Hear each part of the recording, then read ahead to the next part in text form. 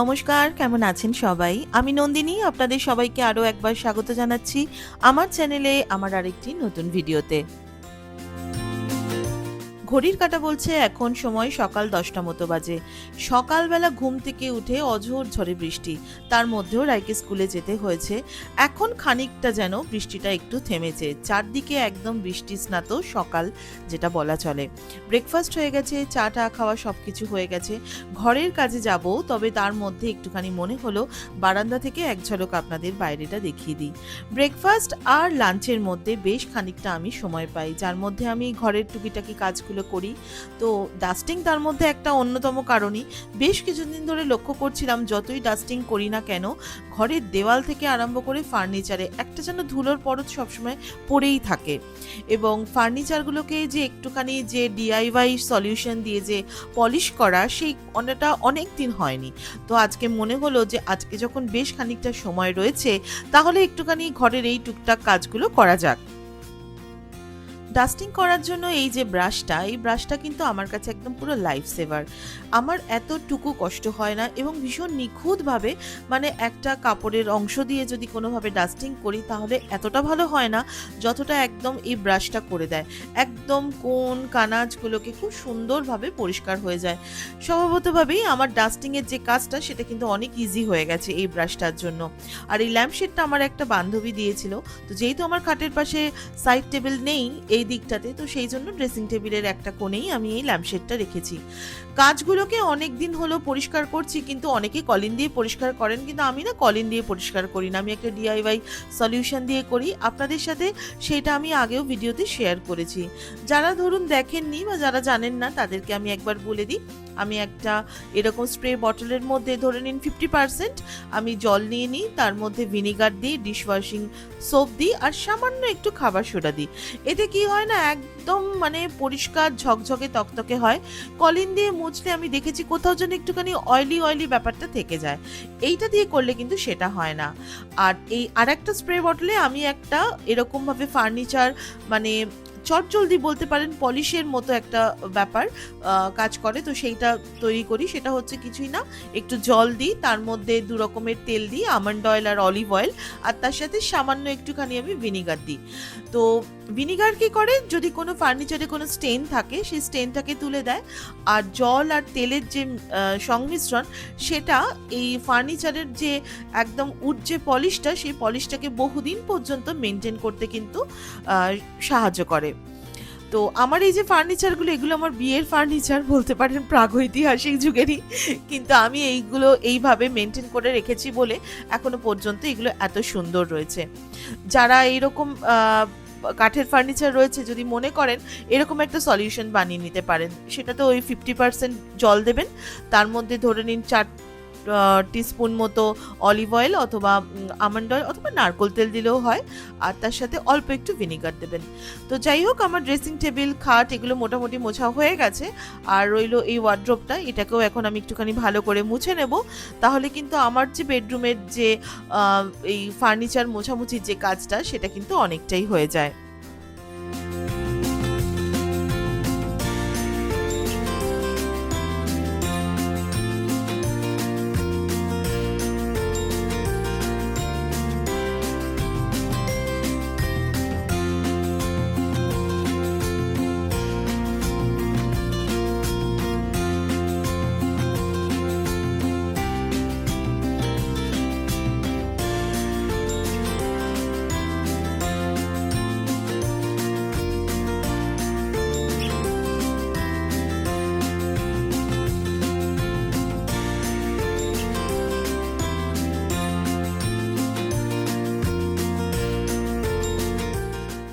বেডরুমের ফার্নিচারগুলো মোটামুটি পরিষ্কার করার পর চলে এসেছি এই ফ্রিজটা পরিষ্কার করতে।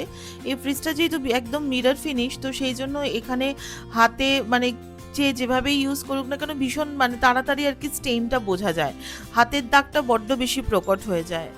আর আরেকটা ব্যাপার হচ্ছে কি, বাড়িতে যদি অনেক মেম্বার থাকে, মানে ধরুন কোনো একটা বাড়িতে যদি লোক সংখ্যা অল্প হয়, তাহলে সেক্ষেত্রে যে কোনো জিনিস মেনটেন করা বলুন বা গুছিয়ে রাখা বলুন, সেটা খুব ইজি হয়। কিন্তু একটা বাড়িতে যদি অনেক লোক সংখ্যা থাকে এবং সব জিনিসগুলো যদি সেভাবে ব্যবহার হয়, তাহলে কি হয় না, মানে সব জিনিস বড় অগোছালোও হয়, আর একটু মেনটেনটাও খুব মানে তড়িঘড়ি করে করতে হয়। অন্য যদি বাড়িতে লোক সংখ্যা কম হয়, যারা ধরুন কেউ একজনই ফ্রিজটা খুলছে, তাহলে মানে প্রত্যেকটা মানুষের তো কাজের ধরন এক এক রকমের হয়, তো সেই জন্য অগোছালোটা ভীষণ তাড়াতাড়ি হয় আর নোংরাটাও ভীষণ তাড়াতাড়ি হয়। আর তার মধ্যে আমার বাড়ির একটা প্রবলেম হচ্ছে, যেহেতু আমার বাড়িটা একদম রোডের ধারে আর আমার বাড়ির আশেপাশে প্রচুর কনস্ট্রাকশন হচ্ছে, তো এই বাড়িগুলো ভেঙে প্রচুর ফ্ল্যাট বাড়ি হয়ে যায়, যেটা আমি আপনাদের সাথে অনেকবারই ভিডিওতে বলি যে আমার বারান্দা দিয়ে দাঁড়ালে শুধুমাত্র ইট কাঠ পাথরের ফ্ল্যাট বাড়ি দেখা যায়, গাছপালা খুব কম দেখা যায়, গাছপালা দেখতে গেলে ছাদে উঠতে হয়। তো যাই হোক, কিছু তো করার নেই, এখন বাড়ি ছেড়ে তো আর চলে যাওয়া সম্ভব নয়। কিন্তু যেটা ব্যাপার, আমি আমার বাড়ির লোককে বলি যে দেখো, এই সবে ধুলোটাকে আমি পরিষ্কার করে গেলাম, তার 1 ঘন্টার মধ্যেই আবার ধুলোর একটা আস্তরণ পড়ে গেল। আসলে রোডের ধারে বাড়ি বলে সবসময় বাস, ট্রাক, ট্যাক্সি সব কিছু চলে, তো আওয়াজটাও যেমন আছে আর প্রচণ্ড ধুলো।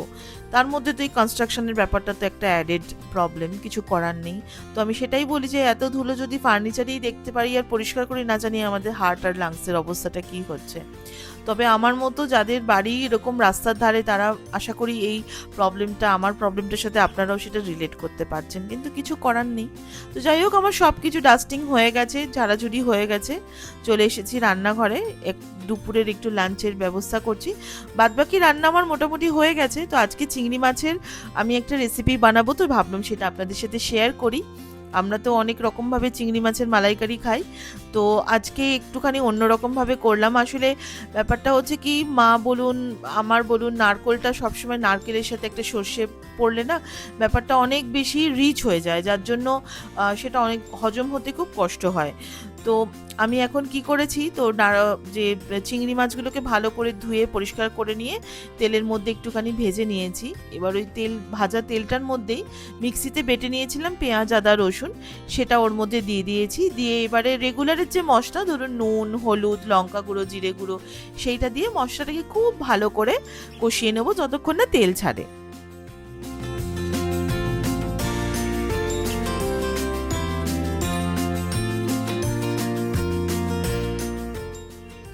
যেই মশলাগুলো ভালোভাবে কষা হয়ে গেল, তেলটা ছাড়লো, তখন এই যে ভেজে রাখা যে চিংড়ি মাছগুলো, সেগুলো ওর মধ্যে দিয়ে ভালো করে নেড়ে চেড়ে নিলাম।